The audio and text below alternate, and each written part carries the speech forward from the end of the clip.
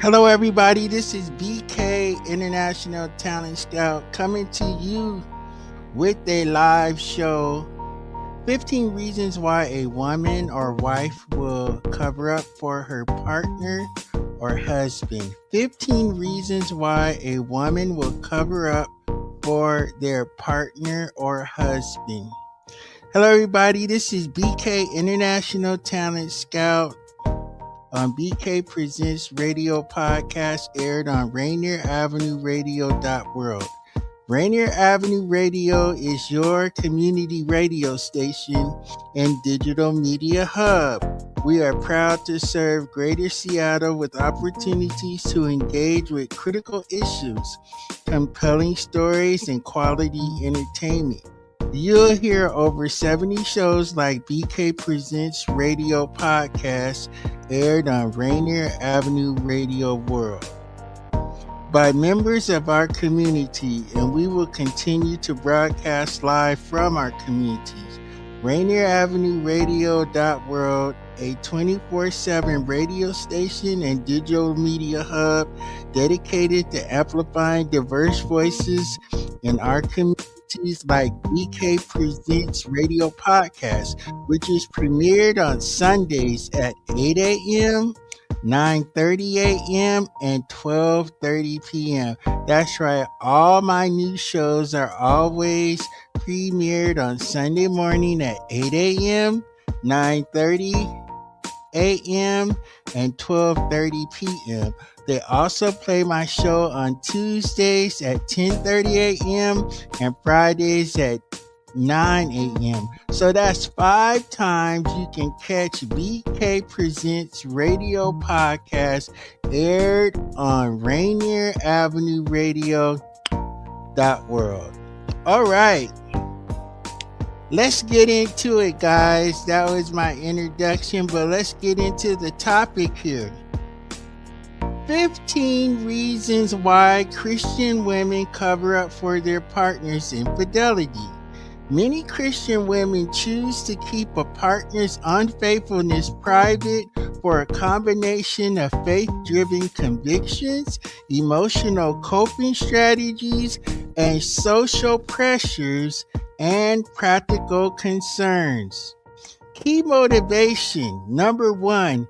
Deep emotional attachment, long-standing bonds, shared memories, and enduring love can feel like irreplaceable. Exposing betrayal may threaten the very foundation of the relationship, the marriage, the family, and the church that's been built over years. Number 2. Financial independence. Leaving or confronting a cheating spouse, husband, or wife often carries the risk of reduced income, loss of joint assets, or the challenge of supporting a whole household solo, whether you're the wife or the husband. This practical reality can encourage silence and cover up for the cheating partner, whether they're a man, woman, husband, or wife. Reason number 3, motivation number 3, protecting children and family stability. Many women and men opt to shield their kids from the shock of divorce or public scandal, believing a 2-parent home, even a wounded one, is better than upheaval and exposure. Number 4, fear of loneliness. The prospect of starting all over as a single adult with its social stigma and emotional void can feel more daunting than staying in a betrayed marriage or betrayed relationship and a betrayed partner's act of emotional abuse, verbal abuse, physical abuse, sexual abuse, and even stepping out of your marriage and your relationship when you're committed, whether you're a man or a woman, whether you're a husband or a wife. Societal church expectations, culture norms, and faith communities sometimes conflate material endurance with spiritual maturity, pressuring men and women to pray through infidelity rather than speaking out. And when I say speaking out, that means going to make sure that both parties go get professional counseling. Both parties will be a part of couples counseling, individual counseling. This also means talking to leaders in your community, in your church, in your family. We need strong, healthy marriages to mirror and support marriages that are on the struggle bus. Number 6, motivation number 6. Hope for reconciliation and change. Stories of restored marriage inspire a belief that healing and forgiveness can triumph over betrayal. So many choose patience over public exposure. So when we're talking about exposure, both parties must face the fact that there is trouble in the marriage. So they need to go to leadership. They need to go to leadership in your family, leadership in your community, leadership in your church, and leadership in your friendships. When someone's cheating, they need to be exposed. It needs to be acknowledged from both parties. Both parties are dealing with the heavy weight of brokenness, the heavy weight of broken trust. Hope for reconciliation and change. Stories of restored marriages inspire belief that healing and forgiveness can triumph over betrayal of a cheating spouse, which could be a husband or a wife. So many choose patience over public exposure. So yes, it's so important for couples that have overcome infidelity, cheating, whether it's a verbal cheat, whether it's a spiritual cheat, whether it's an emotional cheat, overcoming those things and helping couples that are struggling with those things will help them get back to the honeymoon stage of their relationship or marriage. Number 7, faith-based emphasis of forgiveness. Christian teaching on grace and mercy can lead men or women to prioritize extending forgiveness privately, hoping it spurs genuine repentance in their partner, which could be a husband or a wife. So when a person is cheating, that needs to be brought up in the relationship, one-on-one, through couple counseling, through individual counseling, talking to leadership at church, talking to people that lead well in their families. That thing has to be addressed. That thing has to be acknowledged. Where the man or the woman can join a small accountability group. There has to be a time to regain trust in the relationship, to get back to the loving honeymoon stage, which all couples need to get back to, right? So it's not about exposure. It's about acknowledging that someone has cheated or committed adultery or infidelity. Sometimes you can emotionally cheat on your spouse. You can spiritually cheat on your spouse. And you can financially cheat on your spouse. And then the ultimate is the physical cheating on your spouse. But it all starts with a thought. Number 8, Avoiding judgment and gossip in close-knit church circles. Admitting a spouse's affair can spark shame, rumors, or be ostracized. So some keep the matter under wraps to preserve the reputation of the family, to preserve the reputation of the husband, the wife, and the couple. Number 9, motivation. Denial as a coping mechanism. The mind's instinct to protect itself from painful truths can drive men or women to downplay or ignore clear signs of infidelity. Number 10, misinterpretation of God hates divorce. A common, though incorrect, belief that scripture forbids separation even when one spouse violates the marriage covenant can deter the woman or the man from taking action. Number 11, teaching on wifely submission when submission is taken to mean absolute silence. Women may feel it's their duty to endure betrayal without complaint. No, when there is a betrayal, when there is infidelity, it must be addressed. Church leadership should know. Family leadership should know. Community leadership should know. So that it can be addressed, get people into counseling, get both parties into small accountability groups to rebuild the trust in the relationship. Number 12, lack of viable evidence without tangible proof. Texts, emails, photographs, confrontation can feel futile or unfairly accusatory, so many remain quiet until they know for sure. Yes, you can get the proof through text, email, photos, open confrontation.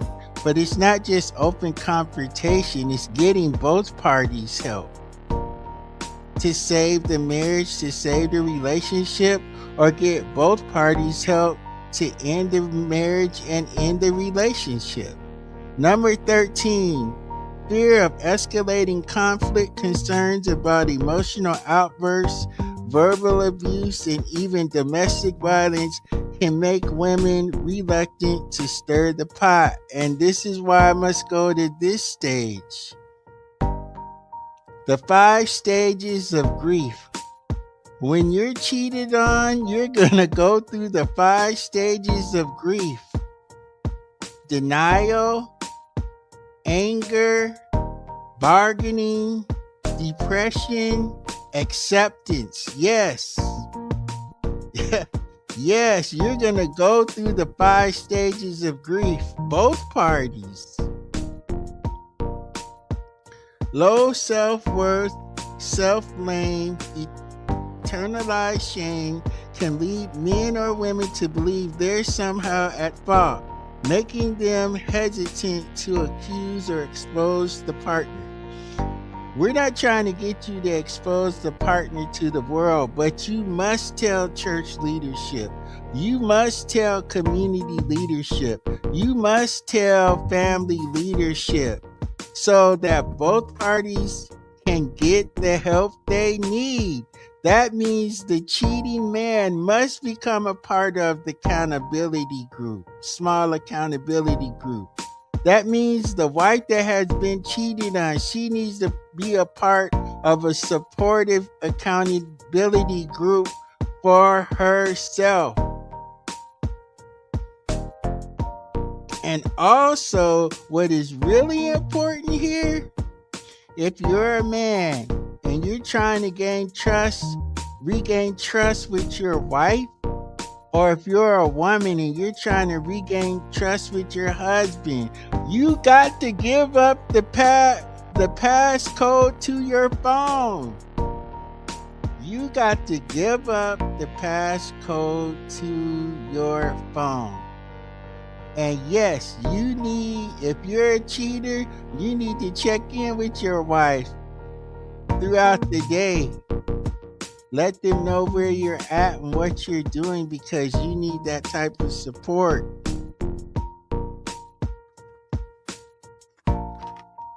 Number 15, desire to maintain church standing, holding leadership, teaching Sunday school, or simply being active in ministry can make public scandal feel like too high a price for airing private pain.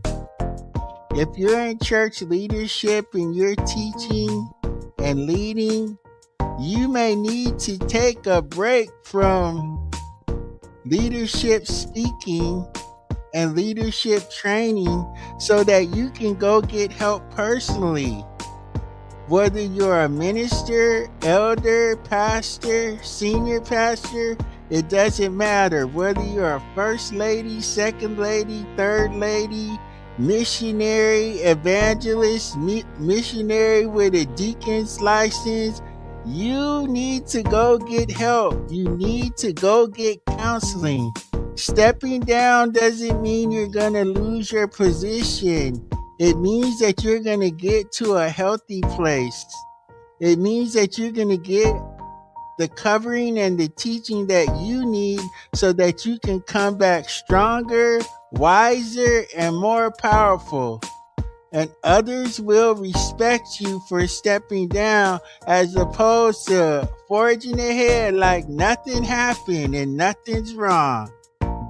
Beyond understanding these motivations, navigating a partner's betrayal within a faith context involves balancing spiritual convictions with personal well-being. Seek wise counseling from a trusted pastor or Christian counselor. That's right. Y'all need to go to individual counseling and couples counseling. Establish clear boundaries for communication and transparency. Both parties got to give up the passcode to their phone. Learn on small circle of mature believers for prayer and support. Small accountability groups for the husband. Small accountability groups for the wife, so that they can get prayer and support and get people walking along with you and rebuilding your marriage and getting beyond the lifestyle of cheating. Explore biblical principles on justice, reconciliation, and self-care. If you like concrete strategies for addressing infidelity biblically, whether it's facilitating a safe disclosure conversation, setting healthy boundaries, or finding the right counselor, you can be guided to that point. So yes, getting counseling on an individual basis and on a couple basis is so important.